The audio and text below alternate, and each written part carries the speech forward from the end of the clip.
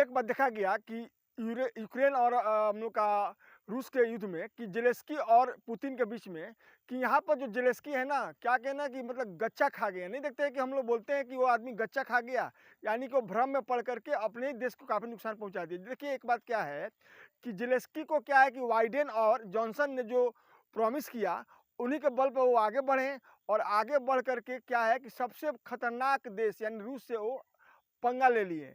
अब क्या देखा गया कि अब जो लोग उनको आगे बढ़ाए थे, उन्हीं लोगों ने उनको धोखा दिया। अब आज के समय ये बात हो गई है कि नाटो देश और जॉनसन के साथ-साथ बाइडेन और फ्रांस के भी जो उत्तराधिकारी है, अब बोल रहे हैं कि युद्ध को विराम कर दिया जाए, क्योंकि ये काफ़ी नुकसानदेह हो जाएगा और मानवता के ऊपर बातों को करना शुरू कर दिए हैं। तो क्या ये शुरू में नहीं कर सकते थे? क्या यूक्रेन जब लूट गया, नष्ट हो गया तब करना था? तो क्या यहाँ पर ज़ेलेंस्की को ये समझ में नहीं आया? नहीं आएगा, क्योंकि मानव की एक भूल होती है। इसीलिए हम आप लोगों को यही संदेश दे रहे हैं कि एक बात आप लोग याद रखिए कि भयभीत होत न प्रीति, एक बात।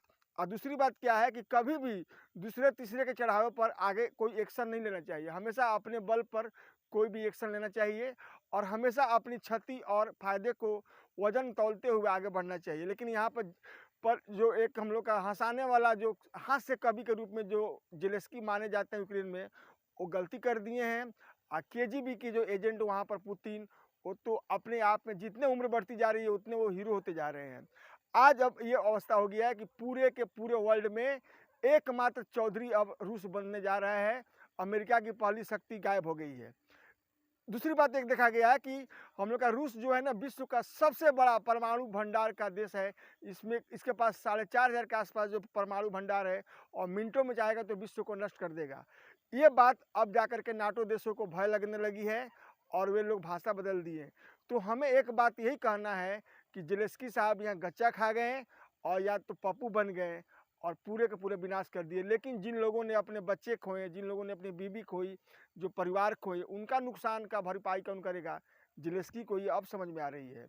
एक बात हम और आप लोगों को बताएँगे कि हम लोग का जैसे डेमोक्रेसी जो देश है, हम लोग का भारत में ही देख लीजिए ना, जब भी इलेक्शन आता है तो ये पार्टी वो पार्टी में झगड़ा, यानी आम कार्यकर्ता झगड़ा करके अपनी जान जोखिम में डाल करके अपने मौत को गले लगा लेते हैं। लेकिन क्या होता है कि कभी शादी ब्याह पड़ती है, कोई उत्सव पड़ता है, तो यही नेता बीजेपी वाले कांग्रेस के पास, सपा वाले टीएमसी के पास, यानी कि सभी प्रकार के पार्टियां को बड़े-बड़े शीर्ष नेताएं आपस में जा कर के वहाँ फॉर्मेलिटी अदा करते हैं। जब भी इलेक्शन आता है तो ये पार्टी वो पार्टी में झगड़ा, यानी आम कार्यकर्ता झगड़ा करके अपनी जान जोखिम में डाल करके अपने मौत को गले लगा लेते हैं। लेकिन क्या होता है कि कभी शादी ब्याह पड़ती है, कोई उत्सव पड़ता है, तो यही नेता बीजेपी वाले कांग्रेस के पास, सपा वाले टीएमसी के पास, यानी कि सभी प्रकार के पार्टियां को बड़े-बड़े शीर्ष नेताएं आपस में जा कर के वहाँ फॉर्मेलिटी अदा करते हैं। तो सोचिए हम लोग क्यों लड़ते हैं आपस में?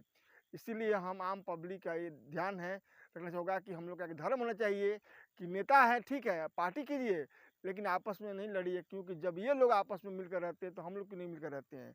ये संदेश हमको देना था और ये संदेश ये भी देना था हम आप लोगों को कि यहाँ पर मन के उकसावे में कभी नहीं आना चाहिए, जो भी काम करना चाहिए। यानी कि यहाँ पर ज़ेलेंस्की साहब ने जो भूल किया है, ये रूस को साथ-साथ यूक्रेन को सदियों तक ये इतिहास में याद रखा जाएगा और आने वाली पीढ़ी इसको याद करके, इसको पढ़ करके अपनी कुछ दिमाग को, अपने ब्रेन को आगे रखेगी और ऐसी भूल भविष्य में नहीं होगी।